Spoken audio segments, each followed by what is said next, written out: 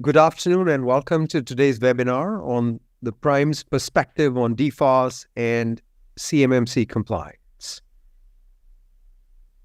We'll discuss today the crucial milestones and implications of the CMMC program.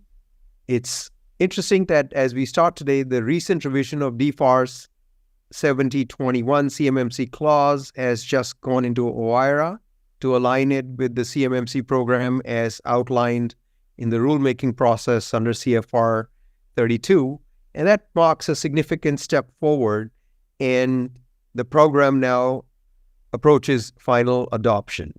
And as the program approaches adoption, the defense industrial base is divided into two camps. Some entities are already ensuring compliance with DFARS 7012 and CMMC, while others wait to begin implementation.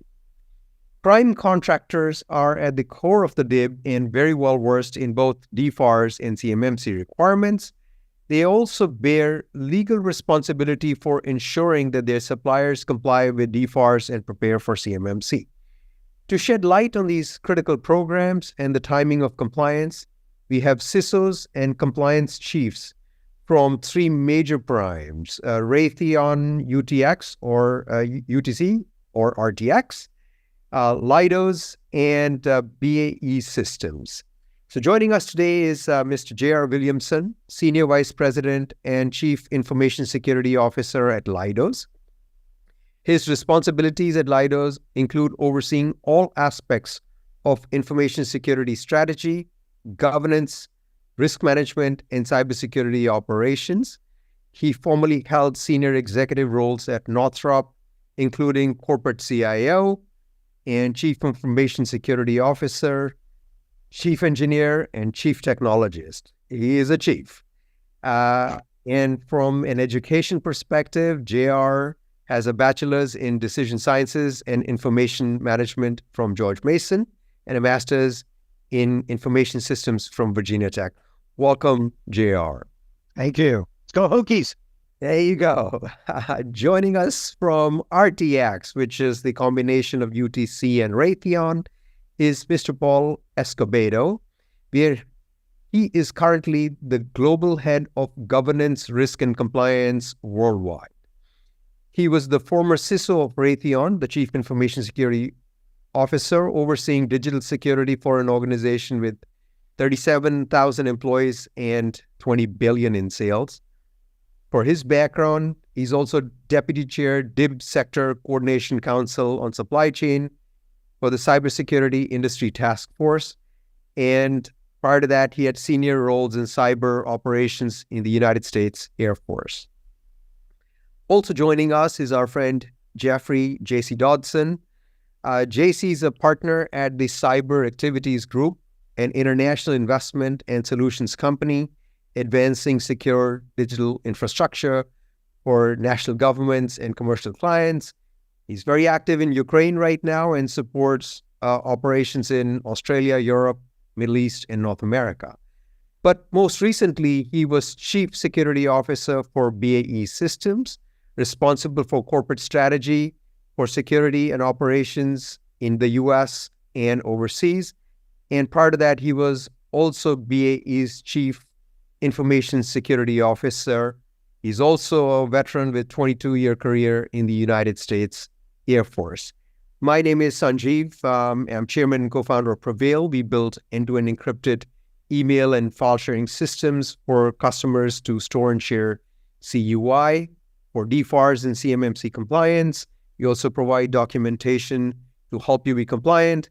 And we're proud to share right now that the 8th customer just this year went for a JSV CMMC assessment and got a perfect 110 score.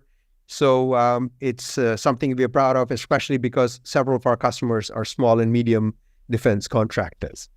So moving on to this discussion today. Well, as I noted before, prime contractors are required under DFARS to flow down requirements to protect CUI using the NIST 800-171 controls.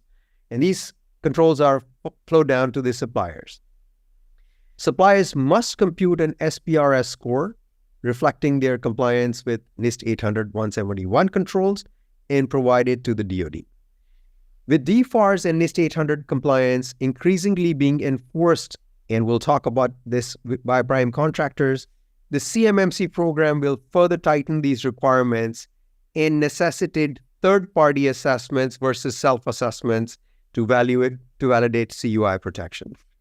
So in today's conversation, we'll gather insight from our distinguished guests on the key challenges their organizations are facing with cybersecurity, compliance, and best practices, and how their organizations are ensuring that their suppliers adhere to both DFARS and prepare for CMMC.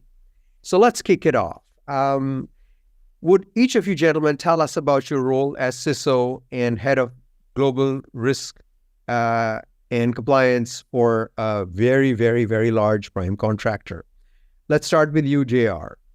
Yeah, so great introduction. Thank you for that, Sanjeev. So what I would say my role around dealing with particularly supply chain risk management is really a partnership with our global supply chain organization and our head of global supply chain. And it's really about us understanding where are the risks coming from that relate to cybersecurity and IT very broadly. As a CISO of the corporation, I'm accountable for protecting our brand as it relates in the cyber community. So anything that sort of touches our brand is in my remit. Things that are truly customer and on the customer side and in their environment, then it's really their governance. But generally, anything else is in my area. So we care pretty deeply about these things. And so working with our supply chain, I mean, we don't do everything ourselves. We partner to get things done. You know, we always say it takes a village to defend against common adversary, and it takes a village to prepare and support those defenses to protect our nation and our partner nations. So the supply chain is hugely important to us. And so digging into the details and working with our supply chain to ensure that they're able to be there when we need them there and to be able to perform at the level of quality and safety that's necessary and expected from our customers, our common customers, is really a critical thing. So how do we get that done? We get that done through partnership. So I provide the broad cybersecurity governance.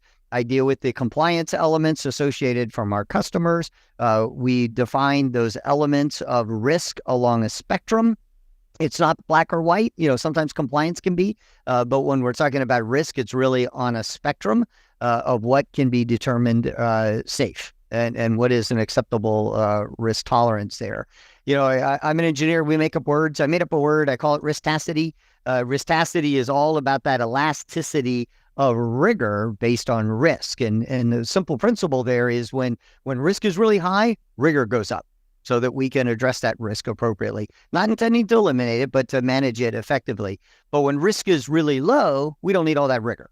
And so this is the game that we play. This is how we tried to manage this, use a little bit of science and use some really good values and principles in partnership with our contracts teams and our global supply chain.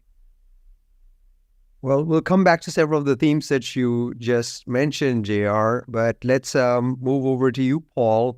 Could you tell us a little bit about your role, including the new role that you have just been appointed to as the global head of GRC for RTX? Sure. Thank you, Sanjeev.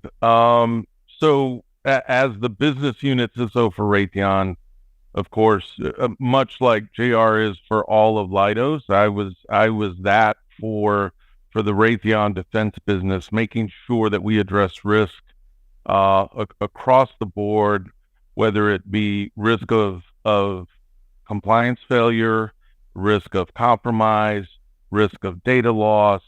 And so really, I think the best way the way I define my role when I'm the CISO is it's really a lot about risk. We've got to balance both compliance and security with the business imperatives that we have and the strategy for the business.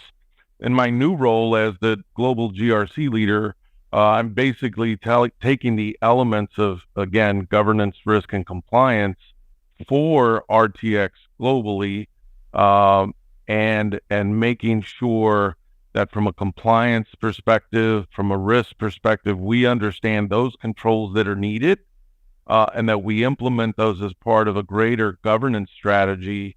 And again, making sure that we balance the ability to conduct our business while we remain secure and compliant. And really doing that both for commercial, defense, and international parts of our business.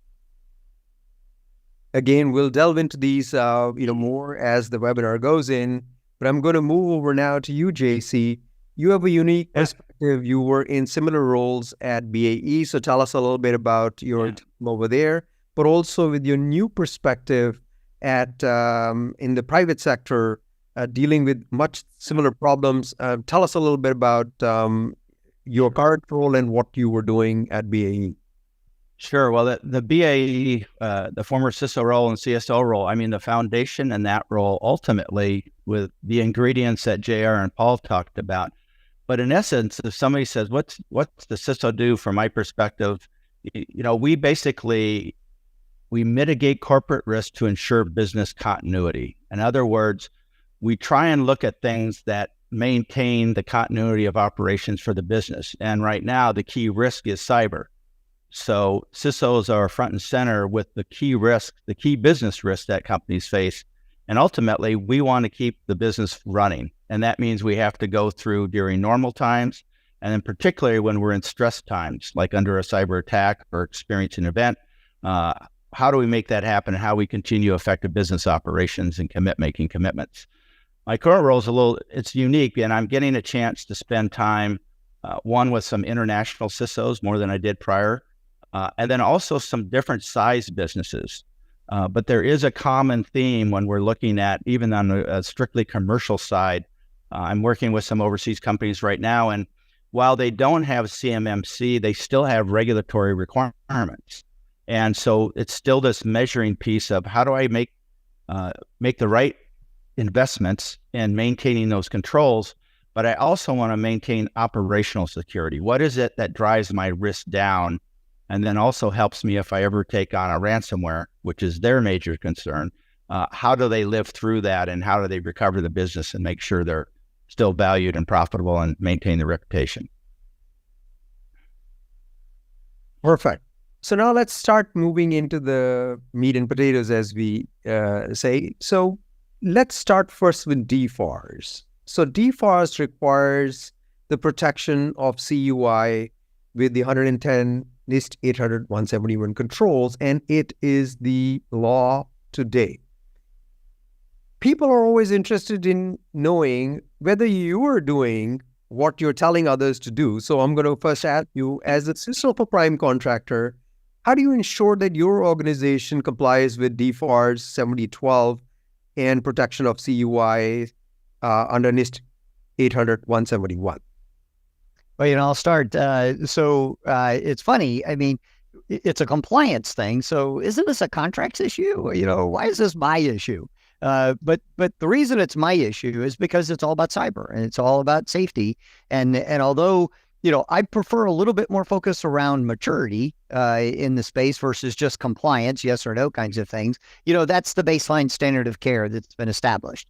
So that took a long time, to sort of negotiate that outcome, going all the way, really way back to 2010, with the executive order that came out defining, what CUI was under the Obama administration, all the way to where we are today, including obviously in 2017 when the DFARS clause 7012 actually got fully instantiated into the law. But what we do as my team in the information security area is we're sort of accountable for that compliance. So even though on a contract by contract and a program by program basis is where the clause is applied, my team actually monitors that. So we maintain a dashboard, we do assessments working with the program teams to report back. And as you know, when 7019 and 7020 dropped and became also a DFARS requirement, you actually have to report it. So you have to go into the SPERS system, that supplier performance, risk system,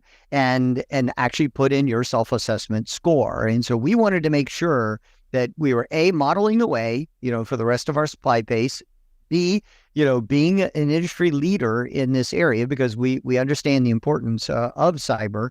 And three, we wanted to have assurance that when we went into that system and said this was the score, that it was very defendable and supportable and accurate. So my team actually does that, and we maintain a dashboard. It's one of my metrics that goes to our board every quarter, which talks about our performance against our DFARS requirements. So that's how it became a CISO thing. So that we could ensure that not only do we meet the compliance for ourselves, but that we're also very active in industry and community, working with our government customers and partners to influence these maturity things that I mentioned, as well as ensuring that our supply chain is able to meet those same standard of care. So I think it's an interesting thing, and I want to underscore over here that you mentioned that at your organization, compliance with DFARS is a topic of interest at the board level. So you have metrics, and not only do you ensure compliance with it today, but also it's something that is reported at the board level. And it's important, I think, for the audience, particularly those in the SMB space, to take heed from that very high level of sort of importance and scrutiny with it. So moving over to you, Paul, any particular perspectives? Are you yourselves complying with NIST 800-171? It's important to start because yes, it's a lot of. I can tell you they are. Why should I? Yeah, no. So for us, and this is going back to 2013, 2014. And I'll just step through for somebody who's trying to tackle the problem. And we went through it very methodically, right? We first did an exercise to identify all the CUI in our business and understand where it is, where the systems are. And then what we did is we implemented an ATO process that required these system owners to go through a compliance check to make sure that the controls were in place. And where they weren't, we gave them help to achieve that. And now I'll tell you, 2013 was a long time ago. We are now moving into continuous compliance where we're continuously monitoring those systems for compliance. We've created a dashboard that tells us when they are out of compliance for more than just a short time. And that allows us to maintain compliance. The old way with ATOs, and we still have some systems in that model, they're periodic reviews. So sometimes you go a year or 3 years without reviewing that system. And so the continuous compliance allows us to make sure that those are always maintained in compliance. With regard to our supply chain, right, we obviously flow down the reps and certs to ensure that they get that language. We have conversations with them. We've got a supplier enablement program where we work with our suppliers when they need support, questions that, of course, we do that all within the appropriate legal constraints that we've got to follow, making sure that we do that. But it's important for us as a prime to have a good relationship with our suppliers, make sure they understand the control requirements and other regulations that come with the information that we give them, right? For us, it's always important to make sure the controls follow the information wherever they go. And whether that goes into a cloud, whether that goes onto a server on the infrastructure we own and operate, or whether it goes to a supplier, those controls have to follow the data in each one of those instances. And that's where where we keep that North Star for us to make sure we're always compliant, is that those controls always must follow the data. I think you brought up two really excellent points. One of it is that today, yes, you're a sophisticated organization at the top of the totem pole, as we say, but you are moving to this notion of continuous compliance, that you always got to be compliant, not that it's like you do it once and then kind of forget about it. That's one. And then you already sort of anticipated my next question, which is that, yes, you are doing everything to protect CUI under your DFARS obligations, but you're also flowing that down to your subcontractors. So I'm going to ask the same question of JR now. Tell us a little bit about the role that you are taking with your suppliers on the fulfillment of DFARS 7012 obligations. Yeah, so we partner very closely with our suppliers. As I mentioned, we cannot achieve what we do as a prime contractor, without our subcontractors. And there's various relationships. You rarely hear me use the term vendor. I know sometimes we use that term vendor. To me, vendors sell hot dogs. A supplier is somebody who is a critical component, of the solution that you're developing and giving to a customer. So that supplier is really important. And sometimes we co-innovate, which raises you to a partner. So you may be a supplier and a partner. So just a little bit of language that we like to use. But in the end, we can't do what we do without them. So it's important that not just the quality and the efficacy and the pedigree of the parts and the material. Yes, all that's really important to hit. So that as we bring those things together and we're doing final assembly or final integration or whatever it is going off to the customer, it's also important that sometimes we're consuming directly, so there is no additional modification of this and it's going right, to the customer really on our behalf. And so it's really important that we ensure the efficacy of those solutions and that they are meeting those expectations too, because the customer ultimately is looking to the prime. I mean, that is the model. That is the contractual business model today, to ensure that this is safe and it's meeting its fit for purpose functionality, of course, but it's also meeting the fit for use safety and performance requirements. And so we partner very closely, and that relationship gets really deep in some areas where we're down polishing a BB, around the specific specifications of something. And sometimes it's much more broader and principle based. So a lot of times it's, the longevity of building that relationship, with that supplier. One of the things we don't do is, I don't actively monitor the environments. And in some industries, particularly like the automobile industry, you'll see these scenarios where a prime contractor may actually literally be actively monitoring, the supply chain and manufacturing processes. We don't do that. So we partner, we use contracts, we use a relationship.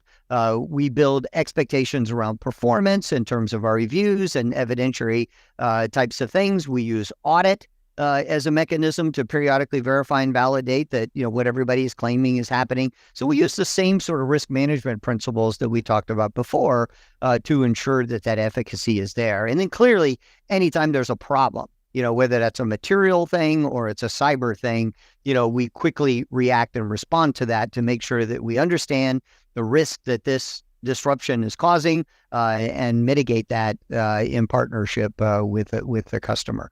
So that relationship is super critical. Sometimes it's hugging, and sometimes it's a little hugging a little harder, to make sure that we get what we need out of them. But this supply chain is critical to our success, and we'll talk later a little bit about what that means in the context of CMMC.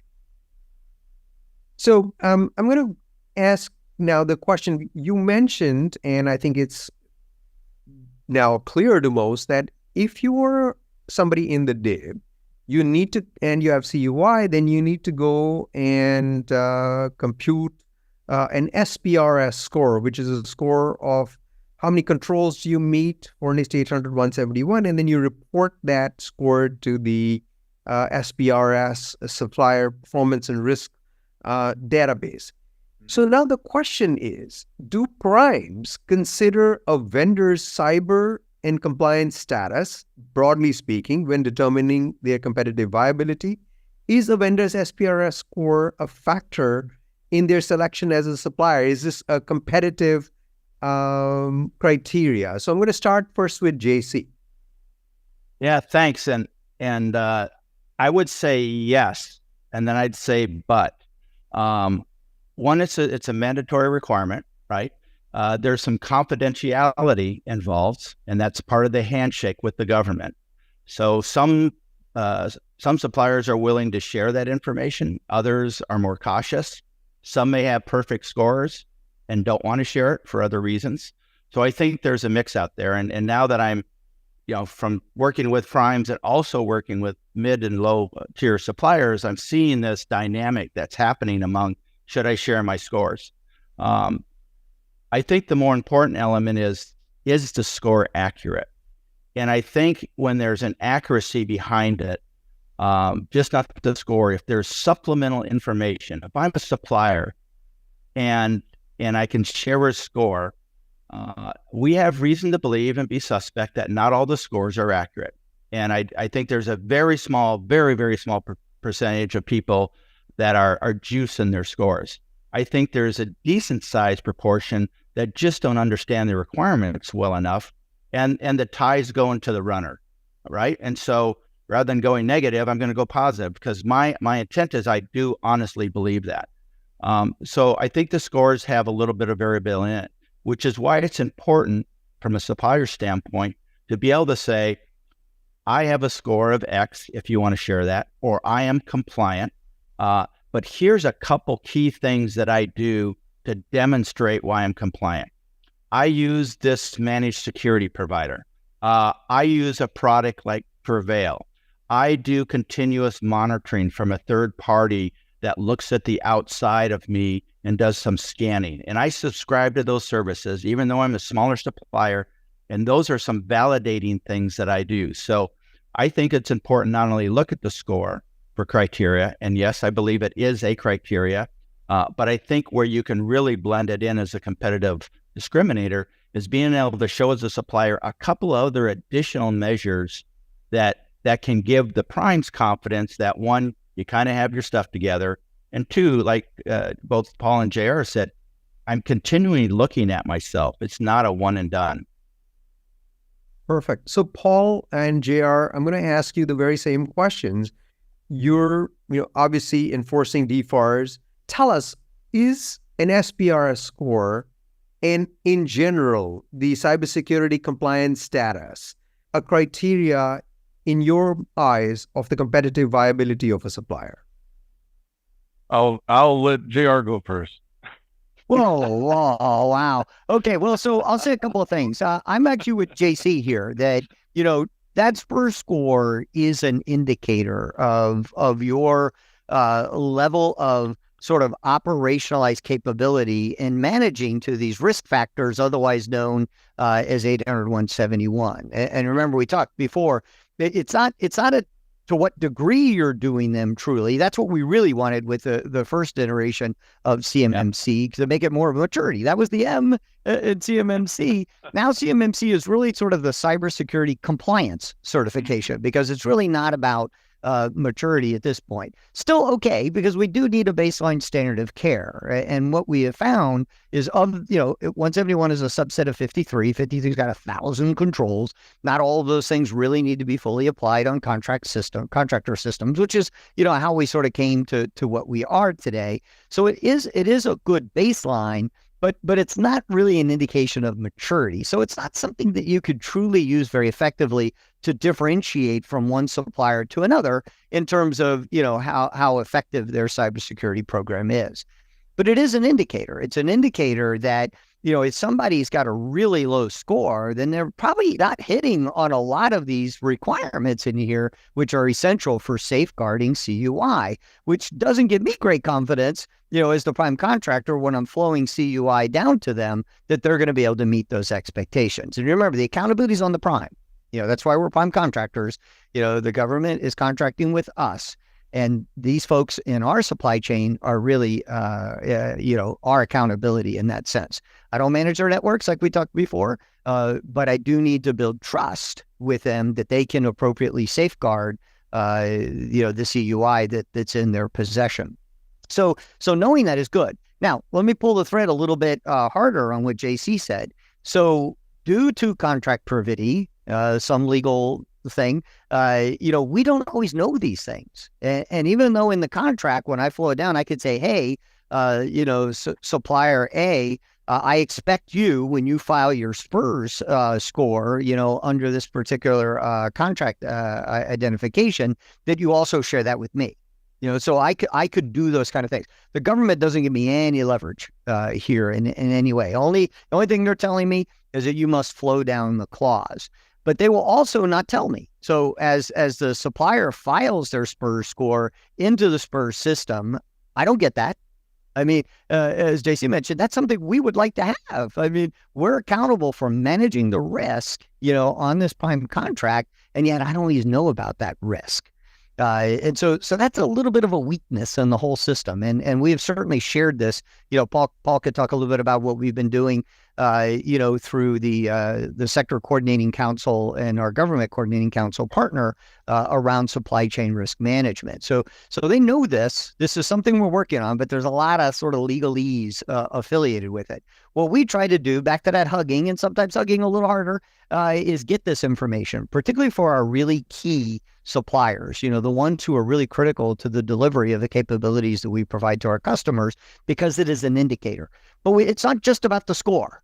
Okay, so you got a 72 out of the 110, or worse, you got a negative number because you don't even have an SSP developed. We want to poke on that. So we want to have a conversation with that. We want to understand with you, not to beat you up, but to really understand where are the risks, and then what are we doing together, if necessary, to address those critical risks. And is there a plan? Things change in the infrastructure all the time, like JC mentioned. So it's a constant sort of evolution of change. You're on, you're off, you're on, you're off. We made adjustment. A supplier just updated the firmware on their hardware, just whacked us for FIPS. We got to go solve that. So this is very much a full life cycle type of activity. The key is that the relationship is built, the conversation's happening, we built trust, we understand where we're at, and we are managing our risk for the areas where we have gaps. And that's going to be important. And CMMC is going to change that argument a little bit because of what has to be sort of done on the front end versus what can be done on the back end as it relates to POAMs. But I suppose we'll get to that in just a little bit. But Paul, you may want to talk a little bit about how we kind of work this with our government customers to try to manage this risk and really deal with this complicated world of contract privity. Yes. Paul, go ahead. I'm curious to hear your answer, but I do want to summarize the key points that I think JC and JR you made, and correct me if I am misstating. Number one, we are now in a world where, yes, it may be imperfect, but the SPRS score is of interest to you. But second point and that you're trying your best to kind of get access to it. And the second point that JC made was that it is also a broader conversation of the vendor demonstrating or the supplier demonstrating that, look, here are the steps that I am taking that give you assurance in terms of a robust validation of the SPRS score. Here are the tools that I am using.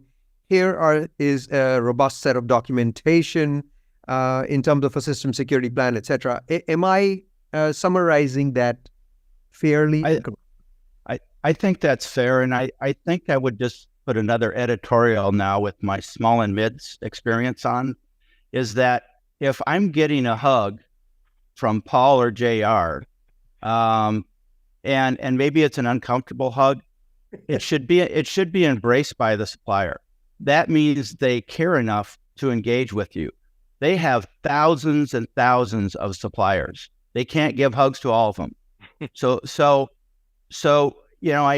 there's this tension that goes in there, and there's a little bit of shyness, like, these guys are coming down on me. I would encourage suppliers to take it for what it is. It is, you are a key supplier. I'm going to bring my company resources and my experience in, and I'm going to challenge you. And it's not to put you in the ditch. It's to get you whole, so you're a valid part of our system, right? So I can raise you up as a supplier that was in the ditch, did the right things, and now I'm talking about it at my supplier awards, or I'm telling the government of what happened. So I would just encourage suppliers to not take those hugs as somebody trying to trash me. It's really, the primes do not have time to mess around at intimate levels of helping suppliers get better. So if they're coming at you to help you get better, it's because they see you as a super valuable partner, and they want to do within reason what they can, but they're certainly going to challenge you to meet the standards that they're expecting. And it's about assuring the mission, understanding your role in relationship to the mission outcome. And that's why I said we can't do that by ourselves. If we could, we wouldn't have any suppliers. We'd just do it all ourselves. But at the end of the day, it's about that mission outcome. And that's really what we're here to talk about, and to assure that we can get that done. So, Paul, what color can you add to this from your perspective? Interested in hearing your Sure. Yeah, so a couple of things, right? JR alluded to some of the things that we're doing with the government. We in the DIB SEC, the Sector Coordinating Council, where we can have frank and open conversations with the government, we're talking about how best to support or enable the suppliers to improve their security posture, right? We're working with the NSA in some cases. We're working with other agencies to make sure that we can provide some services where a small supplier, a mid supplier may not have the technical expertise or the resources. The other thing is I'm on the National Defense ISAC board, and we've got a portal where we share information. Now, if you're a small company and you say, well, listen, I can't afford the dues, the DIB SEC is free and open. The NDISAC, there is a small fee because of the information and the resources we supply. It is a nonprofit, but all that money goes in to make the defense industrial base stronger. And so there's a lot of activity there. Now, I will say that there's a lot of support that's there. You just got to reach out and love the analogy that JR and JC used with regard to hugs. But they're exactly right, because I've had conversations at RTX where we talk about a supplier that we think puts us at greater risk, and then the decision is, well, how important are they to what we do? And so if you're getting that hug, then you know, hey, I'm really important to this prime, and we should work together. We should collaborate. I will add one other element of something that's come to light for me more recently, where we've had one of the government agencies reach out about one of our suppliers. And it's unfortunate, but we also track incidents within our supply chain. And so we've got a list of suppliers that have run into issues. We try to help them. We try to point them to resources.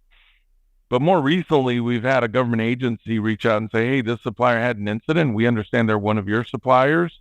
Have you flowed down the reps and certs? What are you doing with this supplier?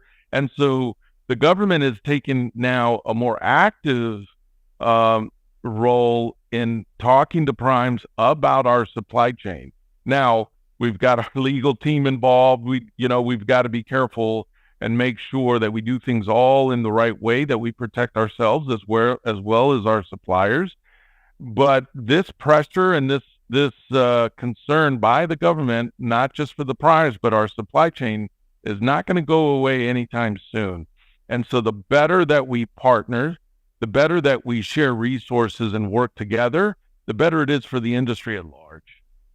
So I'm just going to go and summarize this. It looks like the government's hugging you with the more infrequent frequency, and that the supply chain should be expecting more and more hugs as time goes by, and directionally the hugs aren't going to go away. One should expect a lot more love coming as we move on to CMMC, which is the next topic of our conversation. I just wish they'd shower a little bit more before they hug us so much. I'm just saying. Sounds good. So listen, we talked so far about DFARS, and I want to make again the distinction that DFARS is the law. That's what's in place today. But CMMC is coming. It's expected to be in place late 2024, which is now 5-6 months, and appear in contracts in early 2025, either it's March or April, May, to be seen. But what's important is that unlike DFARS, where you could self-assess, CMMC will require you to have a third-party attestation that this is your score for NIST 800-171. And furthermore, for contracts that are designated with CMMC, if you're not compliant, you can't participate in it. So it's a big deal. So the question now becomes, first, back to the DFARS analogy. What's your organization's perspective on CMMC? First and foremost, are you taking a wait-and-see approach, or are you actively preparing? I'm going to start with you, Paul. Yeah, so we're looking at the situation. In fact, just had a conversation with that early this morning. We've taken this, and what we've got are really three critical paths. Number one is level 2 in CMMC, which is basically the NIST 800-171 for the use processing, storing, transmitting CUI. That's one lane. For those of you that are keeping score, keeping up, CMMC 171 now has a revision 3, which allows the government to come in and actually dictate some of the parameters of the controls.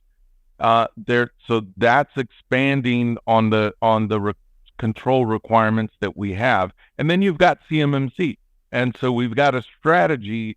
Obviously, we're already compliant with the level 2. We're looking at closing any gaps that we may have in the new Rev 3 of the 171. And then we're proactive in making sure that we've got a solution for level 3 of CMMC. And so we cover down on all of it. It's getting complicated. I really feel terrible for the small and mids that are trying to manage through this. And I'll just say, I don't think if we wanted the government to make it harder, I don't know that we could do that. I think it's pretty hard as it is.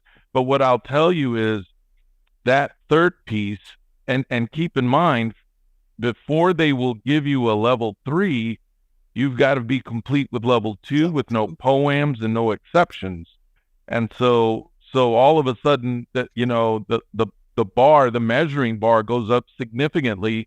And then for level 3, what we're doing from a strategic perspective, making sure that we're ready, because those are going to add controls from the NIST 800-172. What we've decided is for us, we're still in the middle of developing the strategy of we're looking at putting those level 3 programs in a cloud environment that has those added controls and features to minimize the impact that some of those.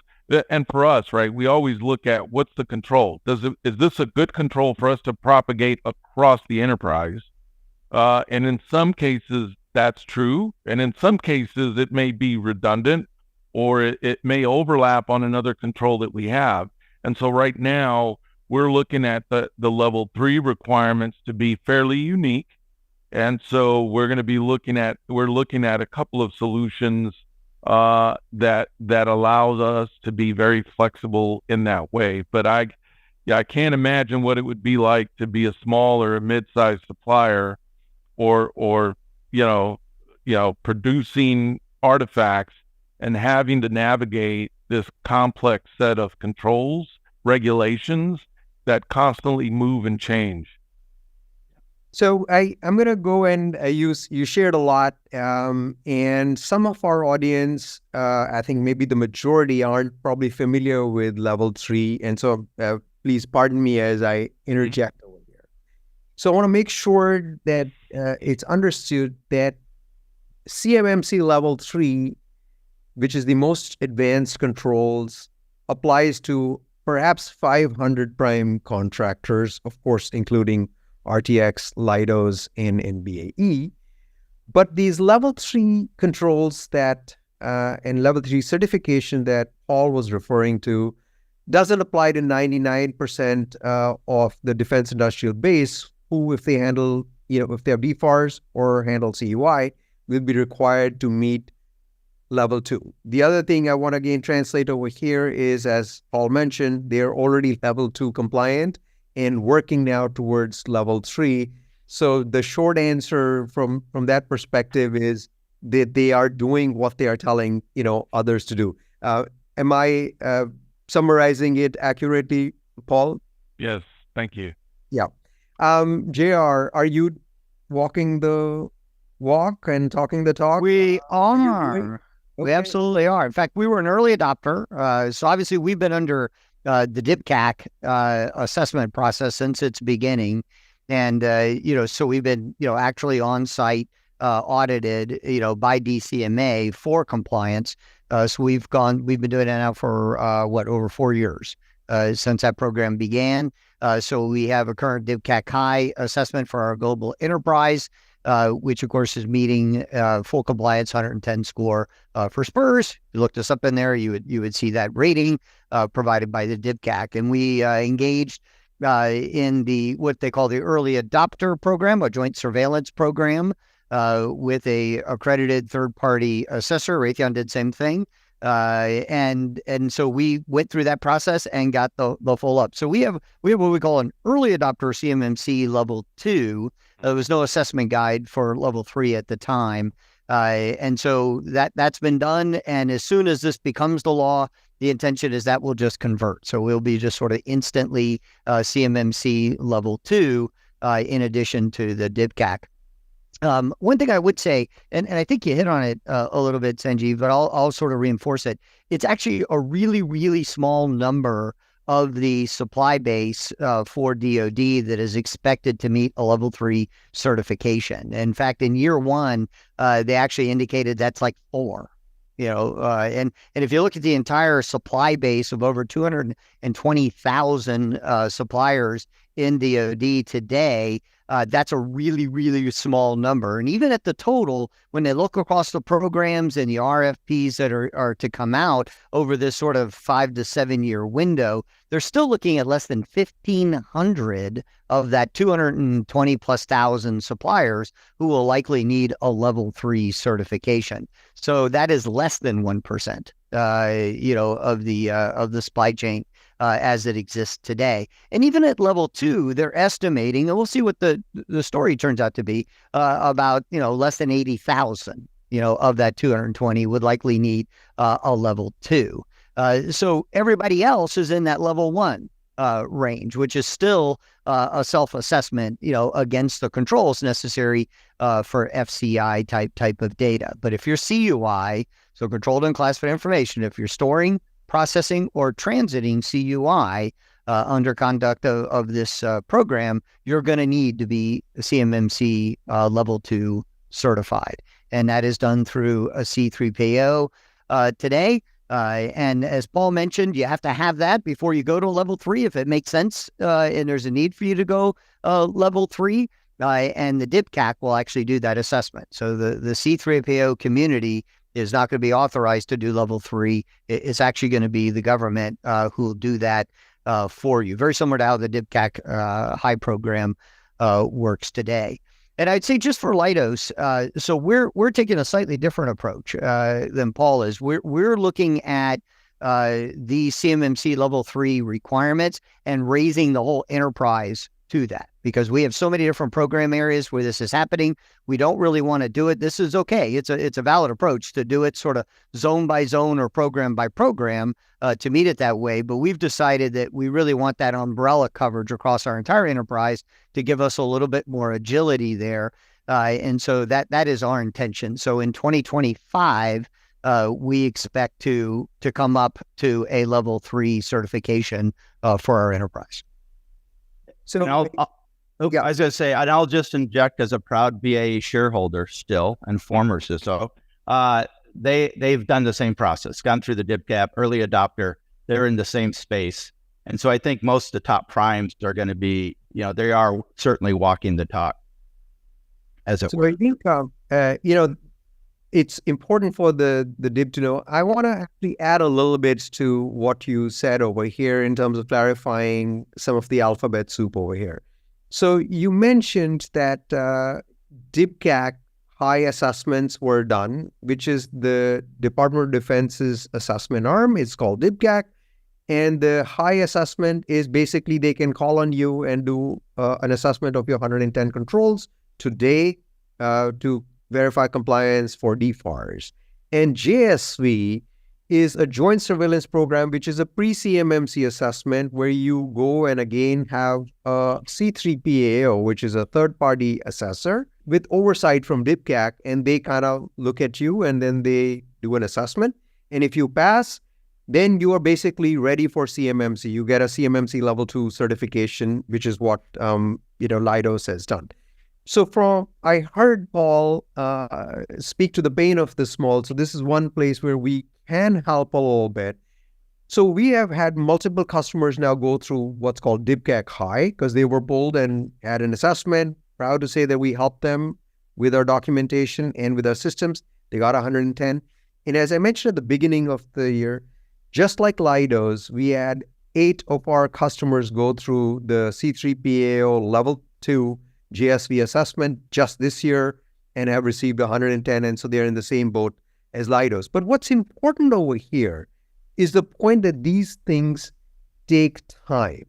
So I'm going to move now to some of my final questions, which is, what do you expect your supply chain be doing to prepare for CMMC? Is this a quick process? Tell us a little bit about that, and any advice to them on leveraging cloud services to achieve compliance? Yeah, no, this isn't a quick. Number one, it's not quick. Number two, it's not easy. And number three, it's not a one and done. You've got to make a long-term commitment that you're gonna achieve and maintain compliance. And so that's got to be first and foremost. I do think that if for a small and mid, they've got to be looking for those opportunities that allow them to achieve compliance in a smart way that fits within their business model. And in some cases, that's going to be cloud, that's going to be third parties. There are some good ones out there. And so absolutely, but it is make no mistake, it's a long-term commitment of resources. One of the things that we do within our own business is when there's a gap, we try to identify it early, because a lot of times what you've got to do is to say, okay, we have a gap, it's going to take some funding.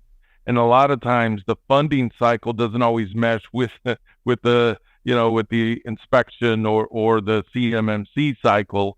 And so understanding what your gaps are early and having a plan for how you're going to address those gaps as early as possible, so you can plan for the financial and other resources that it's going to take to achieve that. If you try to do it last minute, I can tell you, even at a company as big as RTX, I can't just go ask for money. A lot of times they'll say, "Oh, well, you're not in the cycle. We can give you the money next year." And if you're doing that with compliance, especially with CMMC, you may realize that now you're behind the power curve. And so early analysis of gaps and making sure you've got a plan for how you're going to close those gaps are critical. So if I may summarize over here, you are counseling your supply base to get started. You're doing the work, you expect them to, and CMMC is around the corner. JC, any perspectives that you can add to this? I would just say that if I'm a small supplier, I've got to look at a way to promote trust to my prime or to my contract, right? Whoever I'm answering to, I need to find a way to promote trust in that I understand the threat, and I'm doing what I can as a small business to answer the mail. And I may fall short in some areas, but I'm committed to getting better with it. There's not a perfect solution. And I think that means transparency and trust. So I think whatever you do as a small and mid, think about, and I don't want to say sell, but think about offering a little bit of transparency and building a trusted model on this particular topic, because it's a team sport. I love that. I just add to Sanjeev that, to JC's point, that transparency is important.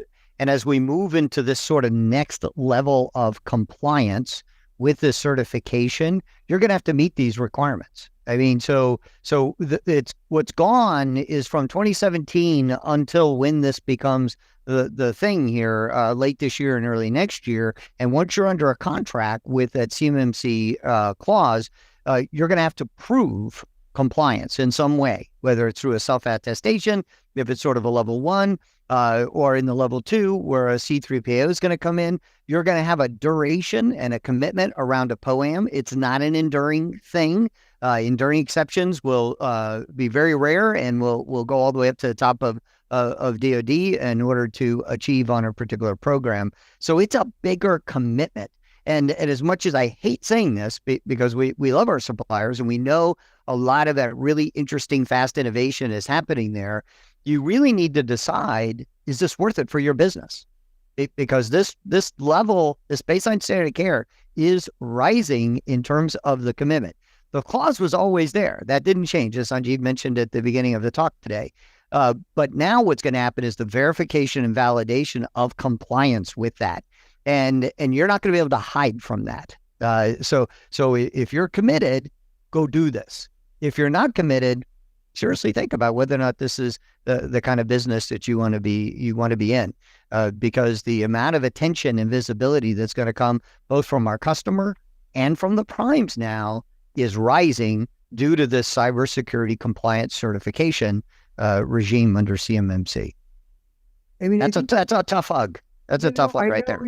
It's a tough hug, but at the end of the day, well, even if you're not part of the defense industrial base, regulations and hugs are the norm right now in any industry, whether it's finance or healthcare, and it is only going in one direction, which is if you look at the world a year from now, 2 years from now, 5 years from now, there's going to be more emphasis on cybersecurity and more emphasis on compliance. So it's not a perspective that one can, say, well, I'll just leave and then I'm rid of this thing. You're going to encounter that no matter where you go, through SOC or HIPAA or whatever. So I think as we draw a conclusion, I will offer just one ray of hope to you guys as primes, which is that we are seeing now, and we deal with a lot of SMBs, small and mediums, that we have well over 1,300 that are, adopted the systems, adopted the documentation, and are well on their way to getting ready. And that number is accelerating with each quarter. Thank you. More of that, please. Awesome. And our mission really is all about trying to make it simple for them, because as I heard Paul very clearly articulate the truth that it is not simple. It takes time and it takes effort. And so our mission is to go try and make that happen. And with that, I want to absolutely thank from the bottom of my heart, Paul, JR, and JC for the time, for what you do. We really, really appreciate, and I'm sure so does the DIB. So thank you so very much for participating.